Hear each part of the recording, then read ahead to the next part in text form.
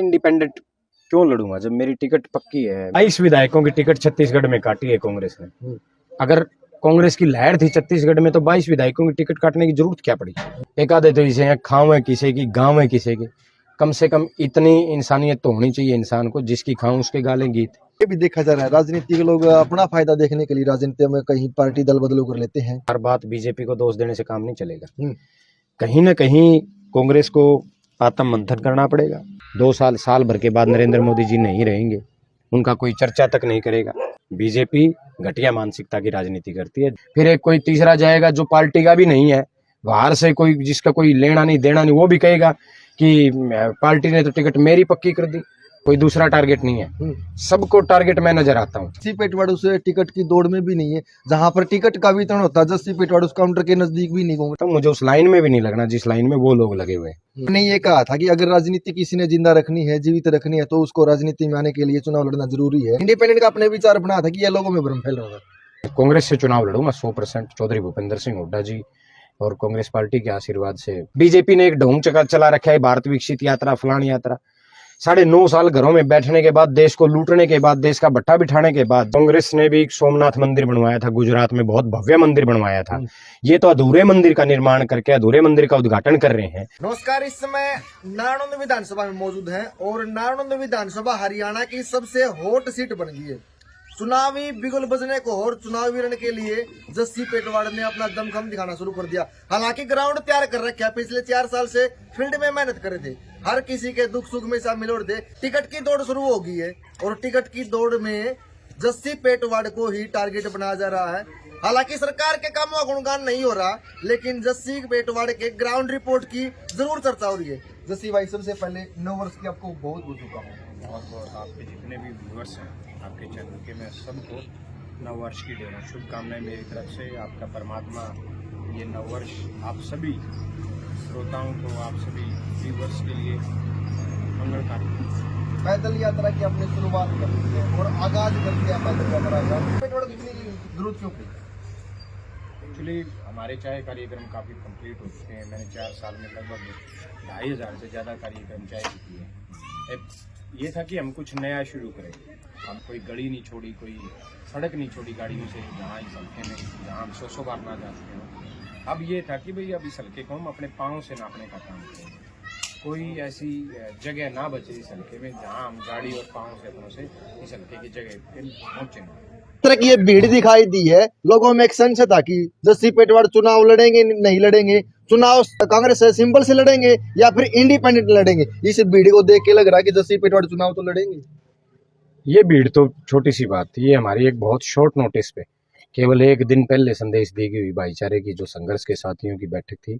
इसमें हमने सभी साथियों को नववर्ष की शुभकामनाएं दी हैं और जाते हुए परमात्मा से धन्यवाद किया कि 2023 में मुझे बहुत कुछ जनता के माध्यम से मिला, प्यार प्रेम आशीर्वाद उनके माध्यम से मिला। और चुनाव की रही बात, तो चौधरी भूपेंद्र सिंह हुड्डा जी के नेतृत्व में कांग्रेस पार्टी सरकार बनाती है तो संभावित तौर पर जिताऊ उम्मीदवारों को टिकट मिलेगी और जिताऊ अगर सर्वे के आधार पर टिकट मिलेगी तो हमें चुनाव लड़ना पड़ेगा और 100% हम चुनाव लड़ेंगे। आपने ये कहा था कि अगर राजनीति किसी ने जिंदा रखनी है, जीवित रखनी है, तो उसको राजनीति में आने के लिए चुनाव लड़ना जरूरी है। आपने ये कहा था कि अगर राजनीति किसी ने जिंदा रखनी है, जीवित रखनी है, तो उसको राजनीति में आने के लिए चुनाव लड़ना जरूरी है। इंडिपेंडेंट का अपने विचार बना था कि ये लोगों में भ्रम फैल रहा था। कांग्रेस से चुनाव लड़ूंगा 100%। चौधरी भूपेंद्र सिंह हुड्डा जी और कांग्रेस पार्टी के आशीर्वाद से मुझे टिकट मिलेगी, क्योंकि मुझे अपनी मेहनत पे भरोसा है और मैंने 4 साल दिन और रात पार्टी के लिए किया है। 3 की भी हमने जितनी मेहनत हमने की है इस विधानसभा में, इस जिले में, तो उस हिसाब से चौधरी भूपेंद्र सिंह हुड्डा और कांग्रेस पार्टी हमें पूर्णतः आशीर्वाद देगी। आप ये बोल रहे हैं कि भाई जस्सी पेटवाड़ अगर चुनाव लड़ेगा तो कांग्रेस सिंबल से लड़ेगा, लेकिन लोगों का मानना कि जैसे हरियाणा प्रदेश में कांग्रेस है तो चौधरी भूपेंद्र सिंह हुड्डा है। जस्सी पेटवाड़ उस टिकट की दौड़ में भी नहीं है, जहां पर टिकट का वितरण होता है जस्सी पेटवाड़ उस काउंटर के नजदीक भी नहीं घूम। ये बात तो आज मैंने कह दी कि हर किसी के लिए टारगेट मैं हूँ, कोई दूसरा टारगेट नहीं है। सबको टारगेट मैं नजर आता हूँ। यहाँ कांग्रेस पार्टी हो या दूसरी पार्टी के नेताओं को सबको टारगेट ये चाहिए। कोई जाता है वो कहता है मेरी टिकट पक्की है, जस्सी पेटवाड़ लाइन में नहीं है। फिर दूसरा जाएगा वो कहता है मेरी तो जेब में है, जस्सी पेटवाड़ लाइन में नहीं है। फिर एक कोई तीसरा जाएगा जो पार्टी का भी नहीं है, बाहर से कोई जिसका कोई लेना नहीं देना नहीं, वो भी कहेगा कि पार्टी ने तो टिकट मेरी पक्की कर दी और जस्सी पेटवाड़ को तो उस लाइन का, उस खिड़की का ही नहीं पता। तो मैं उन लोगों को कहना चाहता हूँ, मुझे उस लाइन में भी नहीं लगना जिस लाइन में वो लोग लगे हुए हैं। मेरी लाइन क्लियर है, नारायण की जनता से शुरू होती है, कांग्रेस पार्टी में चौधरी भूपेंद्र सिंह हुड्डा जी पे खत्म होती है, और मुझे किसी लाइन का हिस्सा नहीं बनना। बाहरी व्यक्ति का आपने जिक्र किया है, क्या आपको लगता है कि इतने कैंडिडेट होने के बाद में भी कांग्रेस परिवार में इतना बड़ा परिवार है, अगर उसमें भी कोई बाहरी व्यक्ति की टिकट की कोई आशंका रखता है? नहीं, मैं बाहरी में ये कह रहा हूँ, अब जैसे लोकदल, इंडियन नेशनल लोकदल के लोग हैं, वो बहकाते हैं कि हमारा इंडिया गठबंधन के साथ हमारी पार्टी जाएगी। कोई और भी है, वो भी कहते हैं कि हमें तो इंडिया गठबंधन में टिकट मिल जाएगी। 5 स्टेटों के चुनाव थे, जो लोगों को बेवकूफ बना रहे हैं, मैं उनको पूछना चाहता हूँ उनसे, आपके चैनल के माध्यम से, 5 स्टेटों के चुनाव थे, क्या कांग्रेस का किसी पार्टी के साथ गठबंधन हुआ? स्टेट लेवल पे है ही नहीं, ये सेंटर लेवल की बात है। लोकसभा के लिए इंडिया गठबंधन बनाए, ना कि ये स्टेट के लिए। अब किसी 5 स्टेट में किसी पार्टी के साथ कांग्रेस का गठबंधन नहीं होता, और हरियाणा में ऐसी कौन सी बात है कि यहाँ इंडिया गठबंधन आ जाएगा, जबकि यहाँ कांग्रेस बीजेपी के अलावा किसी के कोई सिस्टम ही नहीं बचा, सब खत्म हो चुके हैं। तो मुझे नहीं लगता, ये केवल लोगों को मूर्ख बनाया जा रहा है, केवल लोगों को मूर्ख बनाने की बातें हैं, और ये पूर्णतः मूर्ख लोगों को समझा जा रहा है कि इस तरीके से पागल बनाया जा रहा है कि भाई किस तरीके से हमें जस्सी पेटवाड़ को नुकसान करना, कांग्रेस पार्टी को नुकसान करने का काम करना है। जस्सी पेटवाड़ को क्यों हर नेता टारगेट बनाया जा रहा है? कि जस्सी पेटवाड़ की कोई राजनीतिक लड़ाई चल रही है या कोई पारिवारिक जस्सी पेटवाड़ के साथ में लड़ाई चल रही है? जस्सी पेटवाड़ का बार बार में जिक्र क्यों आता है? वो तो मुझे नहीं पता, हो सकता है उनको ये लगता है कि भाई मुकाबला इसके साथ हो सकता है, या कुछ भी लगा लो। वो तो उन लोगों से पूछना चाहिए, सवाल करना चाहिए, जो लोग हर अपना आपके इंटरव्यू के माध्यम से, आपके भाषण के माध्यम से हर बार मुझे टारगेट करते हैं। मेरी चिंता क्यों? मैं तो कहता हूं, मैं बीजेपी के नेताओं के ऊपर टारगेट करता हूं, मैं बीजेपी के नेताओं को खरी खोटी कहता हूं, क्योंकि वो मेरा अधिकार है, मैं विपक्ष में हूं, और मेरा अधिकार बनता है बीजेपी के नेताओं को के बारे में कहना। कैप्टन अभिमन्यु के बारे में मेरा अधिकार है, क्योंकि मैं विपक्ष में, और मैं उनसे पूछ सकता हूं, सेंटर में उनकी सरकार है, स्टेट में उनकी सरकार है, मैं कैप्टन अभिमन्यु से पूछ सकता हूं कि आपने 4 साल में लोगों के लिए क्या किया है, आपने 4 साल में कितने लोगों की समस्याएं दूर करी हैं। अब जगह जगह जहां कैप्टन अभिमन्यु जी जा रहे हैं, उनका विरोध हो रहा है, उनको गाँव में भाषण नहीं दिया जा रहा, उनको बोलने नहीं दिया जा रहा। बीजेपी ने एक ढोंग चला रखा है, भारत विकसित यात्रा, फलान यात्रा। 9.5 साल घरों में बैठने के बाद, देश को लूटने के बाद, देश का भट्टा बिठाने के बाद, जब ये बीजेपी के लोग जनता में जा रहे हैं इस डर से कि जनता अब हमें हराने का मन बना चुकी है, तो क्यों लोग उनको स्वीकार नहीं कर पा रहे, क्यों उनका विरोध हो रहा है? ये चीजें उनको सोचने की बात है, और मेरा काम है विपक्ष में होने के नाते कि मैं बीजेपी के नेताओं को टारगेट करूं, बीजेपी के नेताओं से पूछूं कि भाई आपने 4 साल में, 4.5 साल में क्या किया? कुछ न कुछ तो कमियां होंगी, या फिर उनमें कमी है, या फिर आप में कोई कमी है, या बार बार में टारगेट बनाना। आप बोल रहे किसी के साथ में कोई लड़ाई नहीं है, व्यक्ति विशेष का आप नाम नहीं लेते हो, कौन लड़ाई कर रहा, फिर भी जस्सी पेटवाड़ को ही एक आईना दिखाने की कोशिश। कमी उनमें कोई नहीं है, वो संपूर्ण है और बहुत बड़े हैं। मैं कमी हो सकता है मुझ में, और मैं हर रोज अपनी कमियां दूर करता हूं, और कोई एक आधी होगी तो आज तो कमी तो हो सकता है मुझ में हो, तभी मुझे टारगेट करते हैं सारे, उनमें तो क्या कमियां होंगी। तो कोरोना काल का समय चल रहा था, उस समय भी प्रधानमंत्री नरेंद्र मोदी जी ने ये कही थी घंटी बजाओ, थाली बजाओ, लेकिन अब ये दोबारा से दौर शुरू हो गया है। राम मंदिर के लिए हर गांव में कलश यात्रा निकाली गई है। ये प्रोपगंडा है कि बड़े दौर पर राजनीतियां कहीं ना कहीं षड्यंत्र दिखाई दे रहा है। बिल्कुल, इसमें कोई दो राय नहीं। कांग्रेस ने भी एक सोमनाथ मंदिर बनवाया था गुजरात में, बहुत भव्य मंदिर बनवाया था। ये तो अधूरे मंदिर का निर्माण करके अधूरे मंदिर का उद्घाटन कर रहे हैं। कांग्रेस ने कभी सोमनाथ मंदिर के नाम पे वोट मांगे? गुजरात में इतना भव्य मंदिर बनाया, कभी नहीं मांगे कांग्रेस ने। ठीक है, कांग्रेस ने बहुत सारे मंदिर बनाए हैं, कांग्रेस ने वोट नहीं मांगे। बीजेपी का काम रह गया जात पात और धर्म के नाम पे वोट मांगना। राम हमारा है, हम राम के हैं। 2 साल भर के बाद नरेंद्र मोदी जी नहीं रहेंगे, उनका कोई चर्चा तक नहीं करेगा। चाहे अटल जी रहे, जब वो प्रधानमंत्री नहीं थे तो उनका किसी ने पूछा तक नहीं।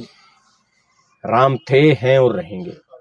बीजेपी घटिया मानसिकता की राजनीति करती है, जात पात और धर्म का नाम लेके। अगर जस्सी पेटवाड़, लोगों में भ्रम है कि जस्सी पेटवाड़ अगर से कांग्रेस के सिंबल से नहीं आए तो इंडिपेंडेंट भी चुनाव विरण में आ सकते हैं। मैं इंडिपेंडेंट क्यों लड़ूंगा जब मेरी टिकट पक्की है, मैंने चुनाव लड़ना है।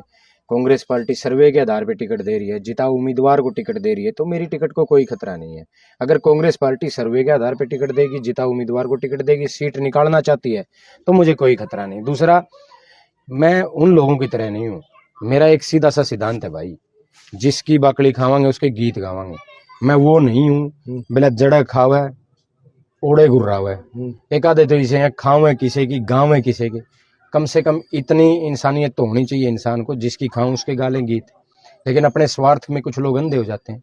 तो मेरा तो सीधा सा हिसाब है भाई, ना मैं जगह जगह चक्कर काटता। चौधरी भूपेंद्र सिंह हुड्डा मेरे नेता हैं। नारायण की जनता मेरे लिए फैसला करेगी, जो फैसला वो करेगी। श्रीमती तो टिकट एक है नारायण की, जस्सी पेटवाड़ हाल फिलहाल में या प्रेजेंट में या फ्यूचर में किस जगह पर मानेगा? अगर कांग्रेस पार्टी विश्वास जताएगी, जिताऊ कैंडिडेट को टिकट देगी, तो कितनी क्वालिटी, कितना ग्राउंड आपने तैयार कर रखा है भविष्य के लिए? मेरी राजनीति एक टिकट पे आधारित नहीं है जी।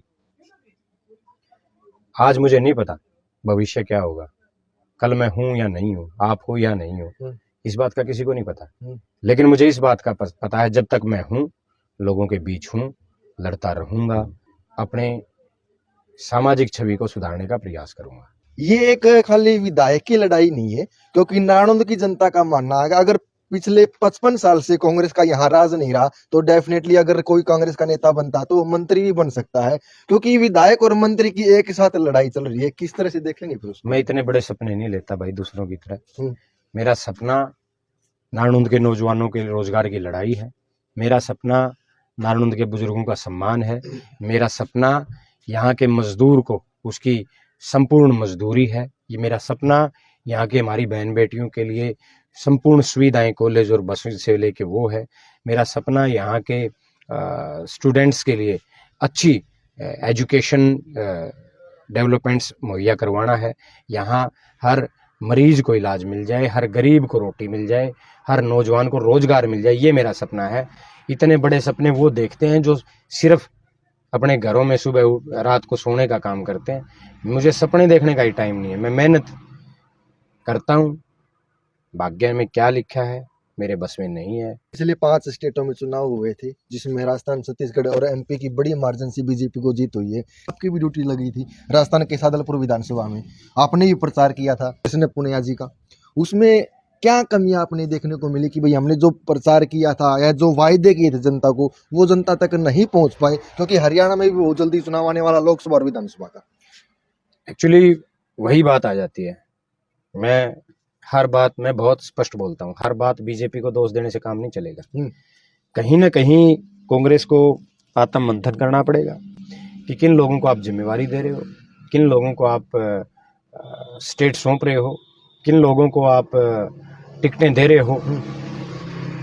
अगर जिताओ उम्मीदवारों को और सर्वे के आधार पर टिकट नहीं दोगे तो ये हाल चलते रहेंगे। कांग्रेस जीतना चाहती है, जिताओ उम्मीदवारों को टिकट दो, सर्वे करवा के टिकट दो और कांग्रेस जीत जाएगी। लोग भी, जनता चाहती है कांग्रेस जीते, जनता चाहती है बीजेपी हारे, जनता चाहती है कि बीजेपी से पीछा छूटे, जनता चाहती है कि बीजेपी बदलाव हो और बीजेपी जाए और कांग्रेस आए। लेकिन कांग्रेस को भी ये समझना पड़ेगा कि जब तक सर्वे के आधार पे और जिताऊ उम्मीदवारों को टिकट नहीं दोगे तब तक बात नहीं बढ़ेगी। अलग अलग पैटर्न पे कैंडिडेट उतार के देख लिए कांग्रेस ने। छत्तीसगढ़ एमपी में युवा को आगे किया, राजस्थान में फिर भूतपूर्व एमएलए को आगे फ्रंट पे रखा, तो हरियाणा में जिस तरह से लग रहा है हाव भाव, और अलग अलग नेता तैयारी करी अपने अपने फील्ड में, मौका किसने मिलने वाला है? पूर्व विधायकों को फिर या युवाओं को फेस तेरा करने वाली कांग्रेस हरियाणा में 22 विधायकों की टिकट छत्तीसगढ़ में काटी है कांग्रेस ने। अगर कांग्रेस की लहर थी छत्तीसगढ़ में तो 22 विधायकों की टिकट काटने की जरूरत क्या पड़ी? या तो फिर लहर नहीं थी कि वो हार रहे थे, और 22 विधायक आपके हार रहे हैं तो आपकी लहर नहीं थी। अब 22 विधायकों की टिकट किसने काटी? प्रभारी ने काटी या मुख्यमंत्री ने काटी? ये सवाल है। आज छत्तीसगढ़ में, आज मध्य प्रदेश में प्रभारियों के ऊपर पैसे लेने का आरोप लगाया जा रहा है। सीधे आम प्रेस कॉन्फ्रेंस की जा रही है, सीधे आम राहुल गांधी जी से मिला जा रहा है, खड़गे जी से बताया जा रहा है कि फलाने नेता ने, फलाने प्रभारी ने, फलाने उसने हमसे इतने पैसे ले लिए, वैसे ऐसे कैसे काम चलेगा? बीजेपी दांव खेल रही है जिताऊ उम्मीदवार के ऊपर। किसी भी पार्टी में जिताऊ उम्मीदवार हो, बीजेपी पकड़ रही है रातों रात, और कांग्रेस अपने जिताऊ उम्मीदवार को छोड़ रही है। ऐसे जीत नहीं होगी। विधानसभा और लोकसभा के आपके प्रभारी पहुंचे थे, उसमें कोई भी हुड्डा साहब का खेमे से नहीं पहुंचा, कि बातें चलती रही, जनता के ऊपर कितना इफेक्ट पड़ेगा इन बातों? नहीं, गुटबाजी का मेरी जानकारी जो या मेरी जो सोच हो, गुटबाजी वो नहीं होती। गुटबाजी का, परशुराम जी, गुटबाजी का सीधा साधा अर्थ होता है, ये आस्था है लोगों की। किसी की आस्था चौधरी भूपेंद्र सिंह हुड्डा जी में है, किसी की आस्था दूसरे नेता में है, किसी की आस्था शैलजा जी के प्रति है, किसी की आस्था रणदीप जी के प्रति है। मेरी आस्था चौधरी भूपेंद्र सिंह हुड्डा जी के प्रति है, सीधी सी बात है। तो मैं उनको नेता मानता हूं। अब अगर हरियाणा प्रदेश की जनता हुड्डा साहब को नेता नहीं मानती तो इसमें मेरा नुकसान है। लेकिन हरियाणा प्रदेश की जनता अगर कांग्रेस में किसी को जानती है, कांग्रेस में किसी को चाहती है, तो चौधरी भूपेंद्र सिंह हुड्डा को जानती है। 99.99% लोग ये मानते हैं कि हरियाणा प्रदेश में कांग्रेस है तो चौधरी भूपेंद्र सिंह हुड्डा है। छटनी करो, कौन है इस तरीके के लोग? कौन है ऐसे लोग जो कांग्रेस मुर्दाबाद के नारे लगा रहे हैं, दीपक बाबरिया के मुर्दाबाद के नारे लगा रहे हैं? हाईकमान प्रदेश अध्यक्ष तय करता, हाईकमान प्रभारी तय करता है। अगर हाईकमान के फैसले के ऊपर ही आप मुर्दाबाद के नारे लगा रहे तो इसका मतलब आप कांग्रेस हितैषी नहीं हो। कल यात्रा की आपने नारायण विधानसभा में तैयारी कर दी, क्या रूपरेखा तैयार की गई है, क्या इसका रोड मैप तैयार किया गया, इससे क्या है इस यात्रा को निकालने के लिए? सीधा सा है, पैदल यात्रा के जरिए हम गांव नारायण हल्के के हर गांव, हर ढाणी, हर गली में जाएंगे, लोगों से समर्थन की अपील करेंगे, कुछ संकल्प लेके जाएंगे। पहला संकल्प ये है कि मैं नारायण को इन बिचौलियों से मुक्त कराना चाहता हूँ, जो नारायण में अपने आप को कुछ गांव वाइज 2-3 लोग होते हैं जो सब नेताओं के पास जाते हैं और ये सोचते हैं कि जब भी आप जाओगे वो नेता आपकी ही बात मानेंगे, जबकि एक संघर्षशील वर्कर जो होता है, एक संघर्षशील कार्यकर्ता जो होता है, वो हमेशा पीछे छूट जाता है। काम जो करता है, चेहरे दिखाने वाले उसको पीछे कर देते हैं। मेरा सबसे बड़ा मकसद है काम करने वाले को आगे होना चाहिए। ये भी देखा जा रहा है राजनीति के लोग अपना फायदा देखने के लिए राजनीति में कहीं पार्टी दल बदलू कर लेते हैं। ये करता भी इतना पागल नहीं रहा है, एक नेता के पास में जाकर दूसरे के पास में चला जाता है, तीसरे के पास में चला जाता है। राजनीति करते हो तो इस बात का ध्यान होना चाहिए ना कि आपका आदमी किसके पास है, आपका कौन आदमी सच्चा है, कौन आदमी आपके पास केवल प्रशंसा के लिए आता है, कौन आदमी आपके काम आ रहा है, ये देखने की चीजें है ना। और नारनौंद में तो मेरे पास तो जितनी मेरी टीम है 95% से टीम ऐसी है जो किसी दूसरे नेता के पास जाती ही नहीं। जो जाते हैं वो तो वो सोचे ना। और मैं तो सीधा कहता हूँ, ना नेता स्वार्थी होना चाहिए, ना कार्यकर्ता स्वार्थी होना चाहिए। नेता अपने कार्यकर्ता के लिए लड़ेगा, कार्यकर्ता अपने नेता के लिए अड़ेगा, तभी उनकी कामयाबी है। अभी आरोप प्रत्यारोप का दौर भी शुरू हो गया, अफवाहें चलेंगी जस्सी पेटवाड़ के प्रति। पहले भी जिस तरह के लोगों का प्यार था, जिस तरह की अफवाहें चली थी, तो आगे फ्यूचर में किस तरह की अफवाहें आ सकती, जस्सी का पलटवार करने के लिए तत्पर है? नहीं, मैं किसी का नाम लेके कभी पलटवार नहीं करता और ना मैं करूंगा, ना मुझे जरूरत। मुझे एक दिन का समय मिला और ये आज कार्यकर्ता सम्मेलन था। 1200 से ज्यादा हमारे भाई बैठक में आए, भाईचारा बैठक थी। 1200 से ज्यादा लोग इस बैठक में आए और केवल एक छोटे से संदेश पे आए। और जिस दिन मैं रैली करता हूँ उस दिन 12,000 से ज्यादा लोग मेरे एक फोन पे आते हैं। फोन करता हूँ मेरे, क्योंकि मैं उनके लिए खड़ा होता हूँ, वो मेरे लिए खड़े हैं, मैं उनके लिए लड़ूंगा, लड़ रहा हूँ, वो मेरे लिए लड़ेंगे।